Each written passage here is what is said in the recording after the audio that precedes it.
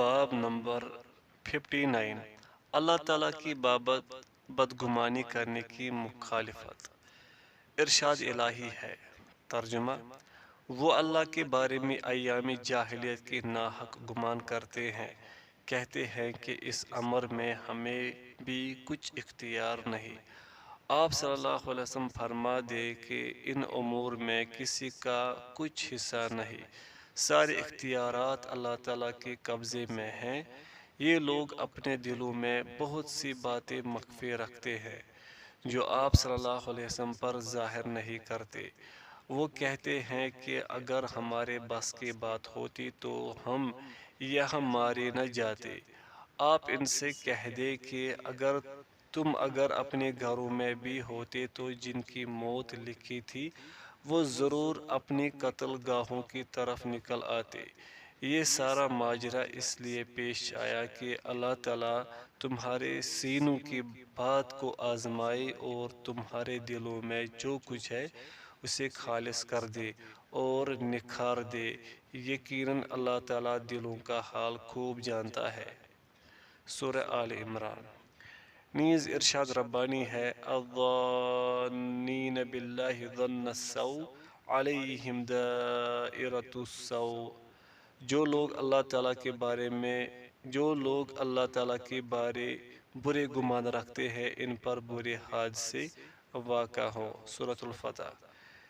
ابن قیم رحمہ اللہ پہلی آیت کے بارے میں فرماتے ہیں کہ زیر نظر آیت میں لوگوں کی جس جاہلانہ ناحق گمان کا ذکر ہے اس کی تفسیر یہ ہے کہ وہ یہ گمان کرنے لگے تھے کہ اللہ سبحانہ اپنے رسول کی مدد نہیں کرے گا اور اس کی دعوت عنقریب مٹ جائے گی، اور یہ لوگ گمان کرنے لگے تھے کہ جو مصیبت مسلمانوں کو آئی ہے وہ اللہ تعالیٰ کی تقدیر اور حکمت سے نہیں تھی۔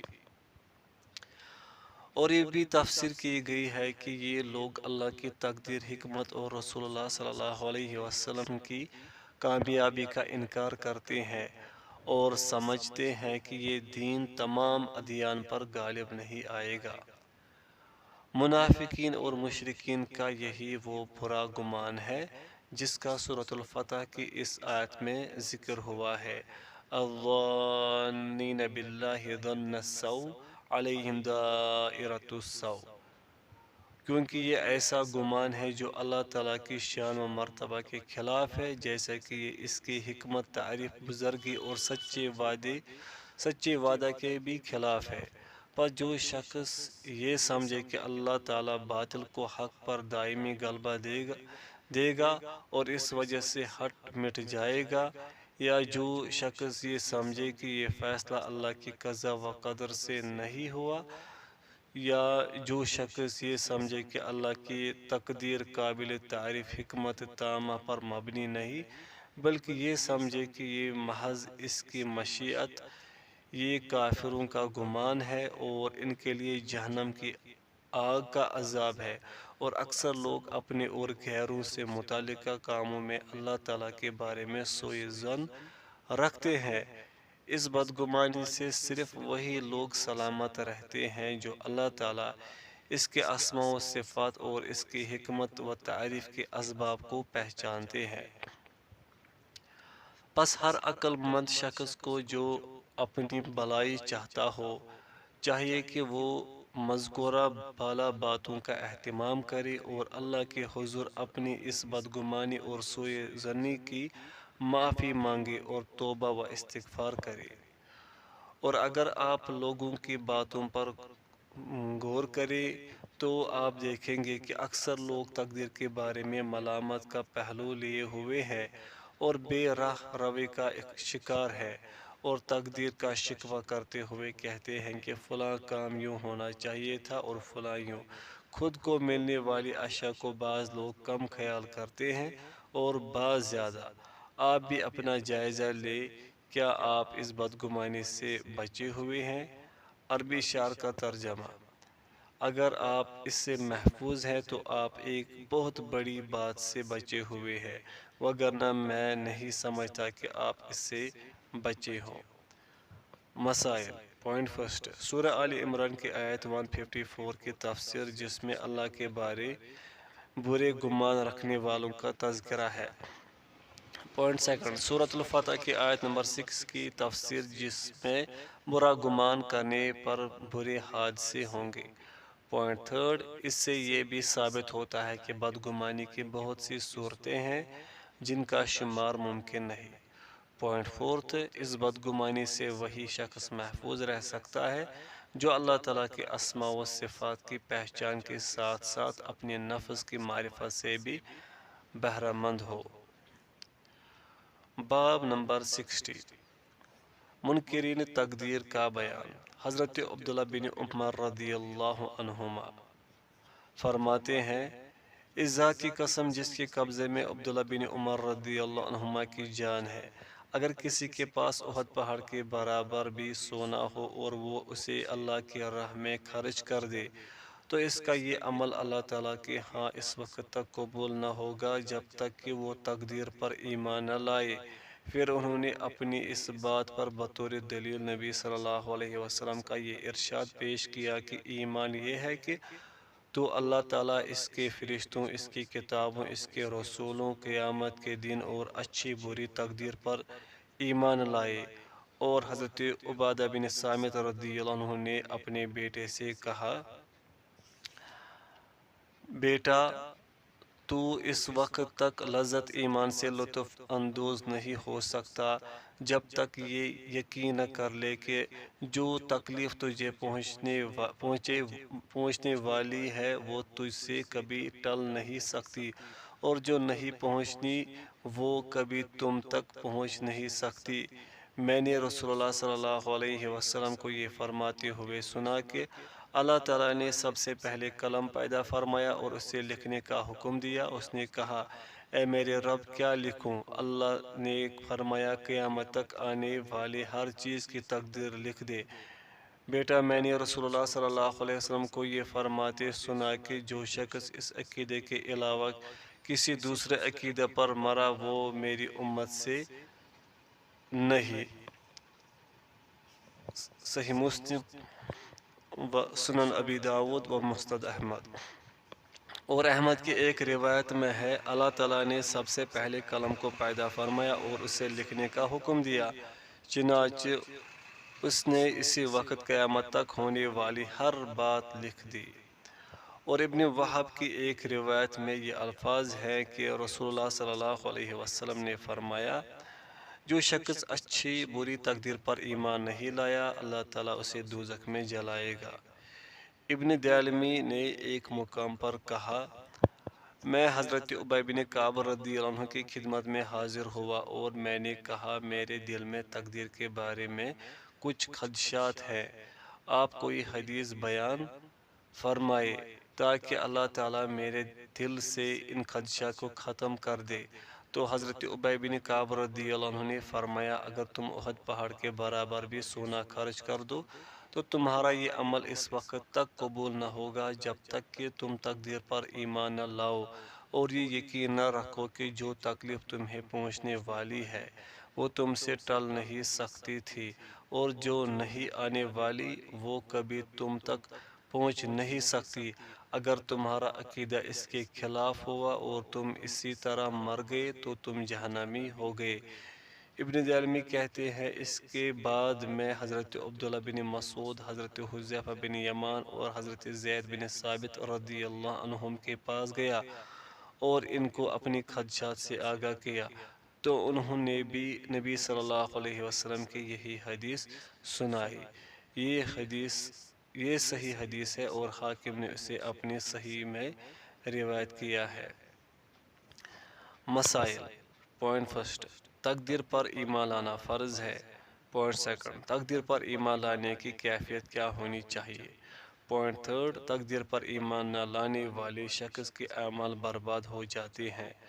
پوائنٹ فورتھ، جس شخص کا تقدیر پر ایمان نہ ہو وہ لذت ایمان سے لطف اندوز نہیں ہو سکتا۔ پوائنٹ ففتھ، اس چیز کا ذکر ہوا جسے اللہ تعالیٰ نے سب سے پہلے پیدا کیا۔ پوائنٹ سکستھ، اس چیز کا بیان ہے کہ قلم نے اسی وقت قیامت تک ہونے والے تمام امور لکھ ڈالے۔ پوائنٹ سیونتھ، تقدیر پر ایمان لانے والے سے حضرت صلی اللہ علیہ وسلم کی بیزاری اور اللہ تعالیٰ کا بیان۔ پوائنٹ ایٹھ، اس سے یہ بھی ثابت ہوا کہ سلف صالحین شبہات پیدا ہونے کی صورت میں اہل علم کی طرف رجوع کیا کرتے تھے اور ان کی بابت ان سے پوچھا کرتے تھے۔ پوائنٹ نائنتھ، اہل علم نے تقدیر کے متعلق ان کے تمام شبہات کا جواب دے کر ان کا ازالہ کر دیا ہے اور اپنے دلائل کو براہ راست رسول اللہ صلی اللہ علیہ وسلم کی طرف منسوب کیا ہے۔ باب نمبر 61، تصویر بنانا ایک کبیر فعل ہے۔ حضرت ابو ہریرہ رضی اللہ عنہ سے مروی ہے کہ رسول اللہ صلی اللہ علیہ وسلم نے فرمایا، اللہ تعالیٰ ارشاد فرماتے ہیں، اس شخص سے بڑا ظالم کون ہوگا جو میری مخلوق جیسی مخلوق بنانے کی کوشش کرتا ہے۔ یہ لوگ ایک ذرہ، ایک دانہ یا ایک جو ہی بنا کر دکھلائے۔ صحیح بخاری و صحیح مسلم۔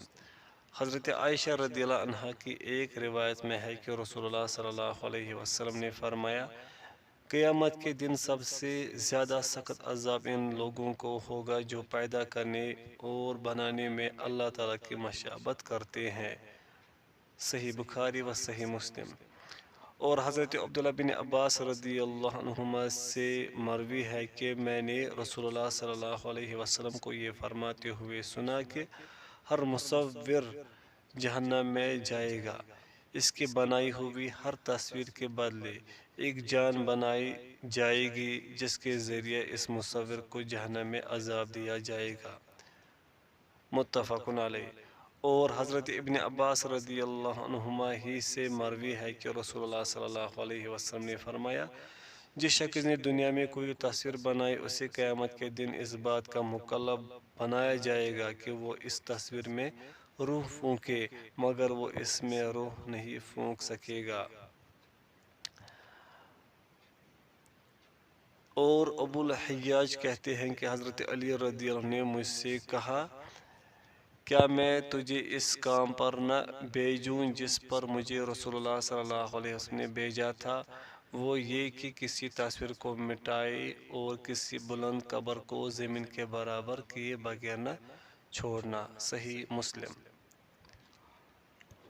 مسائل۔ پوائنٹ فرسٹ، تصویر بنانے والوں کے لیے سخت وعید آئی ہے۔ پوائنٹ سیکنڈ، تصویر اتارنے کی علت اور وجہ یہ ہے کہ یہ عمل اللہ تعالیٰ کے جناب میں بہت بڑی بے ادبی ہے، جیسے کہ اللہ تعالیٰ نے فرمایا، اس شخص سے بڑا ظالم کون ہوگا جو میری مخلوق جیسی مخلوق بنانے کی کوشش کرتا ہے۔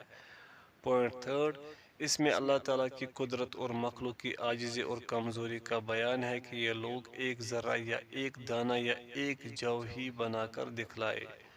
پوائنٹ فورتھ، تصویر بنانے والوں کو سب سے زیادہ اور سخت عذاب ہوگا۔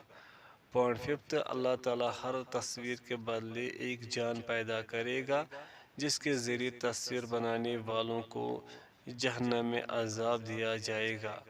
پوائنٹ سکس، مصور کو اس کی بنائی ہر تصویر میں روح پھونکنے کا مکلف بنایا جائے گا۔ پوائنٹ سیونتھ، اس میں یہ بیان بھی ہے کہ تصویر جہاں بھی ہو اسے مٹا دینے کا حکم ہے۔ باب نمبر 62، کثرت سے قسم اٹھانا۔ ارشاد الہی ہے، وَاحْفَظُوا أَيْمَانَكُمْ، اور تم اپنی قسموں کی حفاظت کرو۔ سورۃ المائدہ۔ اور حضرت ابو ہریرہ رضی اللہ عنہ سے مروی ہے کہ میں نے رسول اللہ صلی اللہ علیہ وسلم کو یہ فرماتے ہوئے سنا، قسم سامان کے لیے مفید یعنی فروخت کرنے کا ذریعہ تو ہے مگر اس سے برکت ختم ہو جاتی ہے۔ بخاری و مسلم۔ اور حضرت سلیمان رضی اللہ عنہ سے مروی ہے کہ رسول اللہ صلی اللہ علیہ وسلم نے فرمایا، تین قسم کے لوگ ایسے ہیں قیامت کے دن جن سے اللہ تعالیٰ نہ تو بات کرے گا اور نہ انہیں گناہوں سے پاک کرے گا اور ان کے لیے دردناک عذاب ہوگا۔ پہلا بوڑھا زانی، دوسرا متکبر فقیر، اور تیسرا اور وہ جس نے اللہ تعالیٰ کو اپنا مال سمجھا ہوا ہے کہ قسم ہی سے خریدتا ہے اور قسم ہی سے بیچتا ہے۔ اور تیسرا، اور حضرت عمران حضرت عمران بن حسین رضی اللہ عنہ سے مروی ہے کہ رسول اللہ صلی اللہ علیہ وسلم نے فرمایا، پچھلی حدیث رواه الطبرانی بسند صحیح، رسول اللہ صلی اللہ علیہ وسلم نے فرمایا، میری امت کا سب سے بہتر زمانہ میرا زمانہ ہے، پھر وہ جو اس کے بعد ہوگا، پھر وہ جو اس کے بعد ہوگا۔ حضرت عمران رضی اللہ عنہ کہتے ہیں، مجھے یاد نہیں پڑتا کہ آپ صلی اللہ علیہ وسلم نے اپنے زمانے کے بعد 2 زمانوں کا ذکر کیا تھا یا 3 کا۔ پھر آپ صلی اللہ علیہ وسلم نے ارشاد فرمایا، پھر تمہارے بعد ایسے لوگ ہوں گے جو بغیر مانگے گواہی دیں گے، خائن ہوں گے، امانت دار نہیں ہوں گے، نظر مانیں گے تو پوری نہیں کریں گے، اور ان میں موٹاپا ظاہر ہوگا۔ صحیح مسلم۔ اور حضرت عبداللہ بن مسعود رضی اللہ عنہ سے مروی ہے کہ نبی صلی اللہ علیہ وسلم نے فرمایا، سب سے بہتر لوگ میرے زمانے کے ہیں، پھر وہ جو ان کے بعد آئیں گے، پھر وہ جو ان کے بعد آئیں گے، اس کے بعد ایسے لوگ آئیں گے جن کی گواہی قسم سے پہلے اور قسم گواہی سے پہلے ہوگی۔ صحیح مسلم۔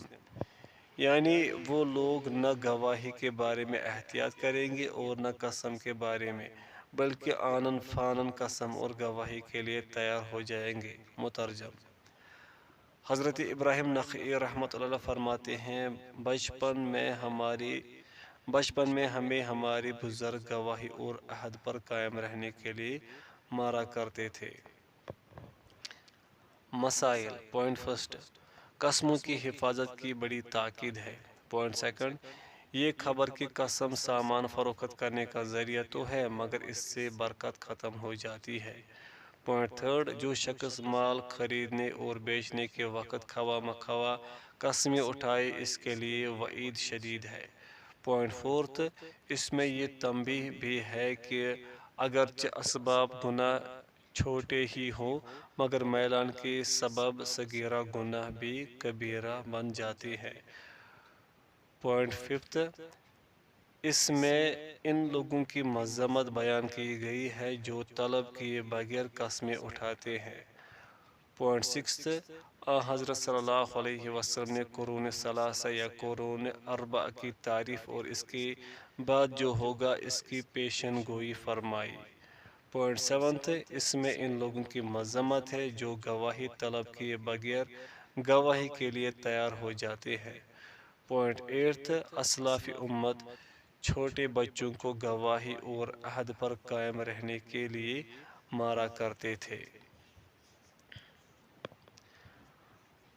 باب نمبر 63، اللہ تعالیٰ اور اس کے رسول صلی اللہ علیہ وسلم کا ذمہ اور ضمانت دینے کا حکم۔ ارشاد الہی ہے، وَأَوْفُوا بِعَهْدِ اللَّهِ إِذَا عَاهَدتُّمْ وَلَا تَنقُضُوا الْأَيْمَانَ بَعْدَ تَوْكِيدِهَا وَقَدْ جَعَلْتُمُ اللَّهَ عَلَيْكُمْ كَفِيلًا إِنَّ اللَّهَ يَعْلَمُ مَا تَفْعَلُونَ۔ اور جب تم اللہ سے عہد واسق کرو تو اس کو پورا کرو، اور جب پکی قسمیں کھاؤ تو ان کو مت توڑو کہ تم اللہ تعالیٰ کے اپنے اوپر ضامن بنا چکے ہو، اللہ تعالیٰ تمہارے تمام افعال سے باخبر ہے۔ سورۃ النحل۔ اور حضرت بریدہ رضی اللہ عنہ سے مروی ہے کہ رسول اللہ صلی اللہ علیہ وسلم جب کسی کو بڑی فوج یا کسی دستے پر امیر مقرر فرماتے تو اسے اللہ تعالیٰ سے ڈرنے اور اپنے ہم سفر مسلمانوں کے ساتھ حسن سلوک سے پیش آنے کی وصیت کرتے اور فرماتے، اللہ تعالیٰ کی راہ میں اس کا نام لے کر لڑائی کرنا اور ہر اس شخص سے لڑنا جو اللہ تعالیٰ کے ساتھ کفر کا ارتکاب کرتا ہے، لڑائی کرنا اور خیانت نہ کرنا، بد عہدی نہ کرنا، مسئلہ نہ کرنا یعنی کسی مقتول کے اعضاء نہ کاٹنا، اور نہ بچوں کو قتل کرنا۔ جب مشرک دشمن سے تمہارا سامنا ہو تو انہیں 3 باتوں کی پیشکش کرنا، اگر وہ ان میں سے کوئی ایک بات بھی مان لے تو منظور کر لینا اور جنگ سے رک جانا۔ پوائنٹ فرسٹ، سب سے پہلے انہیں اسلام کی دعوت دینا، اگر وہ اسے قبول کر لیں تو اسے منظور کر لینا، اور انہیں دارالکفر سے دارالسلام کی طرف ہجرت کی دعوت دینا، اور انہیں بتانا کہ اگر وہ ہجرت کریں گے تو انہیں وہ سب حقوق حاصل ہوں گے جو مہاجرین کو حاصل ہے، اور بار مہاجرین کو برداشت کرنا پڑتا ہے انہیں بھی برداشت کرنا ہوگا۔ اور اگر وہ ہجرت کرنے سے انکار کرے تو پھر یہ لوگ ان بدوی مسلمانوں کی طرح ہوں گے جن پر اللہ کا حکم جاری ہے، انہیں مال غنیمت یا مال فائ سے کوئی حصہ نہیں ملے گا الا یہ کہ وہ مسلمانوں کے ساتھ جہاد میں شریک ہو۔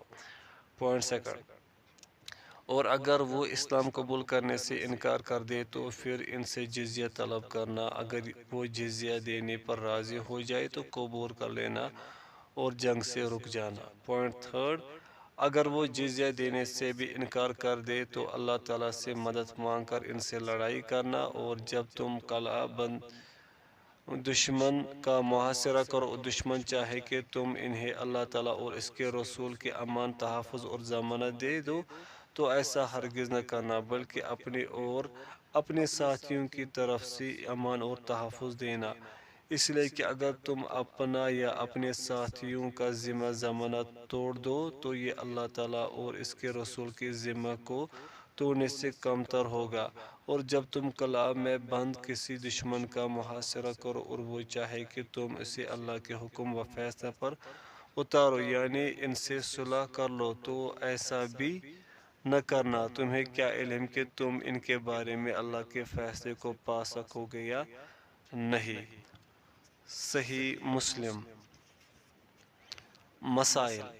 پوائنٹ فرسٹ، اللہ تعالیٰ اور اس کے رسول صلی اللہ علیہ وسلم اور مسلمانوں کے ذمہ اور ضمانت میں فرق ہے۔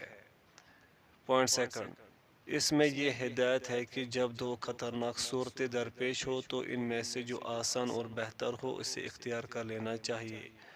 پوائنٹ تھرڈ، حضرت صلی اللہ علیہ وسلم کا فرمان اغزو بسم اللہ فی سبیل اللہ، کہ اللہ کے راہ میں اس کے نام سے جہاد کرو۔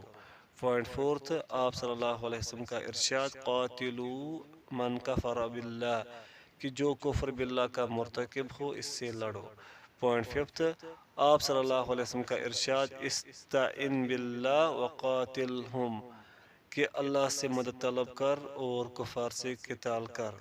پوائنٹ سکستھ، اللہ تعالیٰ اور اہل علم کے حکم و فیصلہ میں فرق ہے۔ پوائنٹ سیونتھ، اس سے ثابت ہوتا ہے کہ بوقت ضرورت صحابی بھی کوئی حکم یا فیصلہ کرے تو وہ بھی نہیں جانتا کہ یہ حکم اور فیصلہ اللہ کے حکم کے مطابق ہے یا نہیں۔ باب نمبر 64، اللہ تعالیٰ پر قسم کھانا۔ حضرت جندب بن عبداللہ بجلی رضی اللہ عنہ سے مروی ہے کہ رسول اللہ صلی اللہ علیہ وسلم نے فرمایا، ایک آدمی نے کہا اللہ کی قسم اللہ تعالیٰ فلاں آدمی کی مغفرت نہیں کرے گا۔ اللہ تعالیٰ نے فرمایا، یہ کون ہوتا ہے جو مجھ پر قسم اٹھاتا ہے کہ میں فلاں کی مغفرت نہیں کروں گا؟ میں نے اس کی مغفرت کر دی اور تیرے یعنی قسم اٹھانے والے کے اعمال ضائع کر دیے ہیں۔ صحیح مسلم۔ اور حضرت ابو ہریرہ رضی اللہ عنہ کی حدیث میں ہے کہ یہ کہنے والا ایک عابد و زاہد شخص تھا۔ حضرت ابو ہریرہ رضی اللہ عنہ فرماتے ہیں کہ اس نے صرف ایک ایسی بات کر دی جس نے اس کی دنیا و آخرت کو تباہ کر کے رکھ دیا۔ مسائل۔ پوائنٹ فرسٹ، اللہ تعالیٰ پر قسم اٹھانے سے تحذیر و تخویف ہے۔ پوائنٹ سیکنڈ، دوزخ انسان کے تسمے سے بھی زیادہ قریب ہے۔ پوائنٹ تھرڈ، جنت بھی انسان کے ایسے ہی قریب ہے۔ پوائنٹ فورتھ، اس حدیث میں نبی صلی اللہ علیہ وسلم کے درج ذیل فرمان کی تصدیق و تائید ہے، ان الرجل لیتکلم بکلمہ، کہ بسا اوقات انسان کوئی ایسا کلمہ کہہ جاتا ہے جس سے اس کی دنیا و آخرت برباد ہو جاتی ہے۔ پوائنٹ ففتھ، بعض اوقات انسان کی کسی ایسے سبب سے بخشش ہو جاتی ہے جو اس کے ہاں انتہائی ناپسندیدہ ہوتا ہے۔ باب نمبر 65، اللہ تعالیٰ کو سفارشی کے طور مخلوق کے سامنے نہیں پیش کیا جا سکتا۔ حضرت جبیر بن مطعم رضی اللہ عنہ سے مروی ہے کہ ایک بدوی نبی صلی اللہ علیہ وسلم کو کہنے لگا، یا رسول اللہ صلی اللہ علیہ وسلم، جانیں تلف ہو گئی، بچے بھوکے مر گئے اور مال برباد ہو گیا، آپ صلی اللہ علیہ وسلم ہمارے لیے اپنے رب سے بارش کی دعا فرمائیے۔ ہم اللہ تعالیٰ کو آپ صلی اللہ علیہ وسلم کے پاس اور آپ کو اللہ تعالیٰ کے حضور سفارشی کے طور پر پیش کرتے ہیں۔ آپ صلی اللہ علیہ وسلم نے اس کی بات سن کر بار بار سبحان اللہ پڑھا۔ آپ صلی اللہ علیہ وسلم بدستور سبحان اللہ پڑھتے رہے، یہاں تک کہ اس کا اثر صحابہ کرام کے چہروں پر ظاہر ہوا۔ پھر آپ صلی اللہ علیہ وسلم نے فرمایا، تجھ پر افسوس، کیا تو جانتا ہے کہ اللہ کیا ہے، یعنی اس کا کیا مقام اور کیا شان ہے؟ اللہ تعالیٰ کی شان اس سے کہیں بلند ہے، اسے کسی کے سامنے سفارشی کے طور پر پیش نہیں کیا جا سکتا۔ رواہ ابو داود۔ مسائل: آپ صلی اللہ علیہ وسلم نے نستشفع باللہ علیک، یعنی ہم اللہ تعالیٰ کو آپ صلی اللہ علیہ وسلم کے پاس سفارشی کے طور پر پیش کرتے ہیں، کہنے والے بدوی پر ناگواری اور انکار کا اظہار فرمایا۔ پوائنٹ سیکنڈ، بدوی کی بات سے آپ صلی اللہ علیہ وسلم کا چہرہ مبارک اس قدر متغیر ہوا کہ اس کے اثرات صحابہ کرام کے چہروں پر بھی ظاہر ہوا۔ پوائنٹ تھرڈ، حضرت صلی اللہ علیہ وسلم نے اعرابی کی بات کے دوسرے حصے وَنَسْتَشْفِعُ بِكَ عَلَى اللَّهِ، یعنی ہم آپ صلی اللہ علیہ وسلم کو اللہ تعالیٰ کے پاس سفارشی پیش کرتے ہیں پر نکیر نہیں فرمائی۔ پوائنٹ فورتھ، سبحان اللہ کے مفہوم و تفسیر پر تنبیہ ہوئی ہے۔ پوائنٹ ففتھ، یہ بھی ثابت ہوا کہ مسلمان صحابہ کرام رسول اللہ صلی اللہ علیہ وسلم کی خدمت میں حاضر ہو کر آپ صلی اللہ علیہ وسلم سے بارش کی دعا کرایا کرتے تھے۔ باب نمبر 66، حضرت صلی اللہ علیہ وسلم کا گلشن توحید کی حفاظت فرمانا اور شرک کے راستوں کو بند کرنا۔ حضرت عبداللہ بن شقیق رضی اللہ عنہ نے کہا، میں بنو عامر کے ایک وفد میں رسول اکرم صلی اللہ علیہ وسلم کی خدمت میں حاضر ہوا۔ ہم نے کہا، آپ صلی اللہ علیہ وسلم ہمارے سردار ہیں۔ آپ صلی اللہ علیہ وسلم نے فرمایا، سردار تو صرف اللہ تبارک و تعالی ہے۔ پھر ہم نے کہا، آپ صلی اللہ علیہ وسلم مقام و مرتبہ میں ہم سب سے افضل اور بہت زیادہ احسان کرنے والے ہیں۔ آپ صلی اللہ علیہ وسلم نے فرمایا، یا اس طرح کی جائز و مناسب بات کہا کرو اور خیال رکھنا کہ شیطان تمہیں کہیں پھانس نہ لے۔ رواہ ابو داود بسند جید۔ اور حضرت انس رضی اللہ عنہ سے مروی ہے کہ چند لوگوں نے کہا، اے اللہ کے رسول اور اے ہم سب سے بہتر اور ہمارے بہتر کے بیٹے اور اے ہمارے سردار اور ہمارے سردار کے بیٹے، آپ صلی اللہ علیہ وسلم نے فرمایا، اے لوگو، تم وہی باتیں کرو جو تم کرتے ہو، کہیں شیطان تمہیں بہکا نہ دے۔ میں محمد صلی اللہ علیہ وسلم اللہ کا بندہ اور اس کا رسول ہوں۔ میں نہیں چاہتا کہ تم مجھے میرے اس مرتبے اور مقام سے بڑھا دو جو اللہ نے مجھے عطا کیا ہے۔ اس حدیث کو امام نسائی نے اچھی سند سے روایت کیا ہے۔ مسائل: پوائنٹ فرسٹ، مبالغہ آمیزی سے لوگوں کو ڈرانا۔ پوائنٹ سیکنڈ، جس شخص کو انت سیدنا کہ آپ ہمارے سردار ہیں کہا جائے، اسے جواب میں اسے جواب میں کیا کہنا چاہیے۔ پوائنٹ تھرڈ، ان لوگوں نے اگرچہ بات صحیح کہی تھی مگر اس کے باوجود آپ صلی اللہ علیہ وسلم نے فرمایا، لا یستہوینکم الشیطان، کہ شیطان کہیں تمہیں پھانس نہ لے۔ پوائنٹ فورتھ، حضرت صلی اللہ علیہ وسلم کے فرمان کہ میں نہیں چاہتا کہ تم مجھے اللہ تعالیٰ کے دیے ہوئے مقام و مرتبہ سے بڑھا دو کی وضاحت ہوئی۔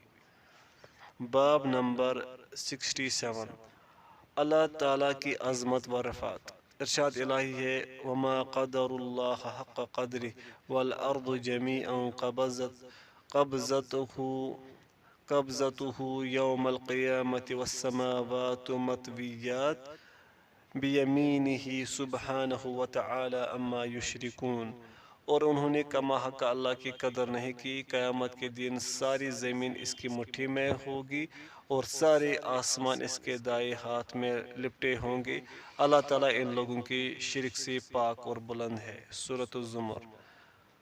حضرت عبداللہ بن مسعود رضی اللہ عنہ سے مروی ہے کہ ایک یہودی عالم رسول اللہ صلی اللہ علیہ وسلم کے پاس آ کر کہنے لگا، اے محمد صلی اللہ علیہ وسلم، ہم اپنی کتاب میں یہ بات لکھی ہوئی پاتے ہیں کہ اللہ تعالیٰ قیامت کے دن ساری آسمانوں کو ایک انگلی پر، تمام زمین کو ایک انگلی پر، تمام درختوں کو ایک انگلی پر، پانی کو ایک انگلی پر، کیچڑ کو ایک انگلی پر اور باقی تمام مخلوقات کو ایک انگلی پر رکھ کر فرمائے گا، میں ہی بادشاہ ہوں۔ آپ صلی اللہ علیہ وسلم اس کی بات سن کر بطور تصدیق ہنس پڑے، حتیٰ کہ آپ صلی اللہ علیہ وسلم کی داڑھی نمایاں ہو گئی۔ پھر آپ صلی اللہ علیہ وسلم نے یہ آیت تلاوت فرمائی۔ ترجمہ، اور انہوں نے اللہ تعالیٰ کی کم حق قدر نہیں کی، حالانکہ قیامت کے دن ساری زمین اس کی مٹھی میں ہوگی اور سارے آسمان اس کے دائیں ہاتھ میں لپٹے ہوں گے۔ صحیح بخاری، صحیح مسلم، سنن ترمذی، سنن نسائی و مسند احمد۔ اور ایک حدیث میں یہ الفاظ ہے، اور اللہ تعالیٰ قیامت کو تمام پہاڑ اور درختوں کو ایک انگلی پر رکھے گا، پھر ان کو ہلا کر کہے گا، میں ہی بادشاہ ہوں، میں ہی اللہ ہوں۔ صحیح مسلم۔ اور ایک روایت میں یوں ہے کہ اللہ تعالیٰ تمام آسمانوں کو ایک انگلی پر اور پانی اور کیچڑ کو ایک انگلی پر اور باقی تمام مخلوقات کو ایک انگلی پر رکھے گا۔ صحیح بخاری۔ اور ایک جگہ حضرت عبداللہ بن عمر رضی اللہ عنہما سے مروی ہے کہ رسول اللہ صلی اللہ علیہ وسلم نے فرمایا، اللہ تعالیٰ قیامت کے دن آسمانوں کو لپیٹ کر اپنے دست راست میں لے گا اور فرمائے گا، میں ہی بادشاہ ہوں، زمین میں سرکشی اور تکبر کرنے والے آج کہاں ہے؟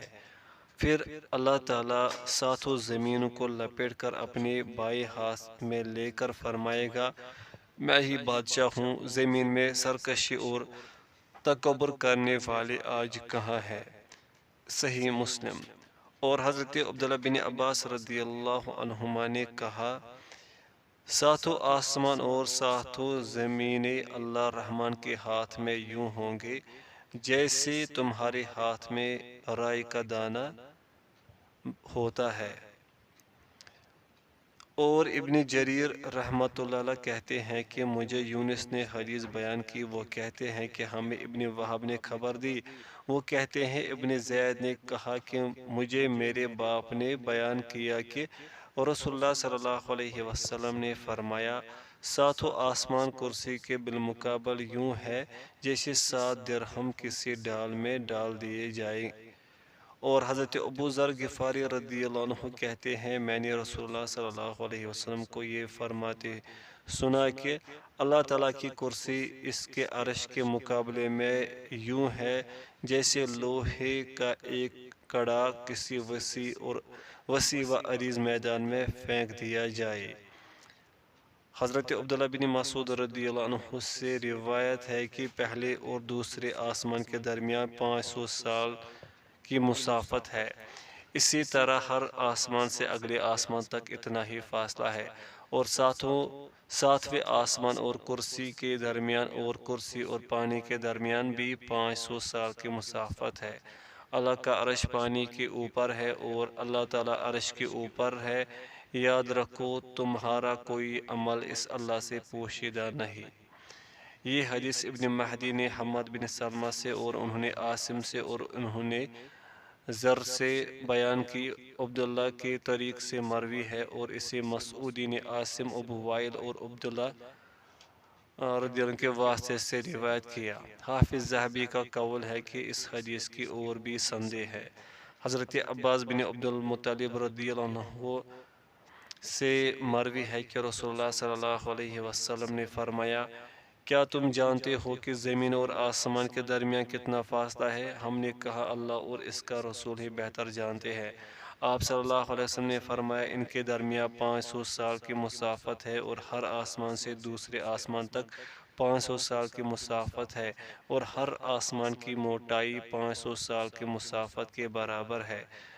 7ویں آسمان اور عرش الہی کے درمیان ایک سمندر ہے، اس کے نیچے اور اوپر والے حصوں کے درمیان بھی اتنا ہی فاصلہ ہے جتنا زمین اور آسمان کے درمیان ہے، اور اللہ تعالیٰ اس کے اوپر ہے۔ بنو آدم کے اعمال میں سے کوئی عمل اس سے پوشیدہ اور مخفی نہیں۔ مسائل۔ پوائنٹ فرسٹ، قرآن کریم کی آیت وَالْأَرْضُ جَمِيعًا قبضتہ یوم القیامہ کی تفسیر ہوئی۔ پوائنٹ سیکنڈ، اس حدیث میں مذکور اور اس جیسی دیگر باتیں حضرت صلی اللہ علیہ وسلم کے زمانہ تک یہود میں موجود محفوظ تھے، چنانچہ انہوں نے نہ تو ان باتوں کا انکار کیا اور نہ کوئی تعویل کی۔ پوائنٹ تھرڈ، رسول اللہ صلی اللہ علیہ وسلم کے سامنے یہودی عالم نے جب ان باتوں کا ذکر کیا تو آپ صلی اللہ علیہ وسلم نے اس کی تصدیق فرمائی اور مزید تائید کے لیے قرآن کریم بھی نازل ہوا۔ پوائنٹ فورتھ، یہودی عالم کی ان عظیم علمی باتوں سے آپ صلی اللہ علیہ وسلم کا ہنسنا خوشی کی وجہ سے تھا۔ پوائنٹ ففتھ، اللہ تعالیٰ کے ہاتھوں کا اس بات اور یہ کہ اللہ تعالیٰ کے دست راست میں آسمان اور دوسرے ہاتھ میں زمینیں ہوں گے۔ پوائنٹ سکس، اللہ تعالیٰ کے ہاتھ کے بیاں ہونے کی صراحت ہے۔ پوائنٹ سیونتھ، اللہ تعالیٰ کا اس وقت بڑے بڑے سرکش اور متکبرین کو پکاریں گے۔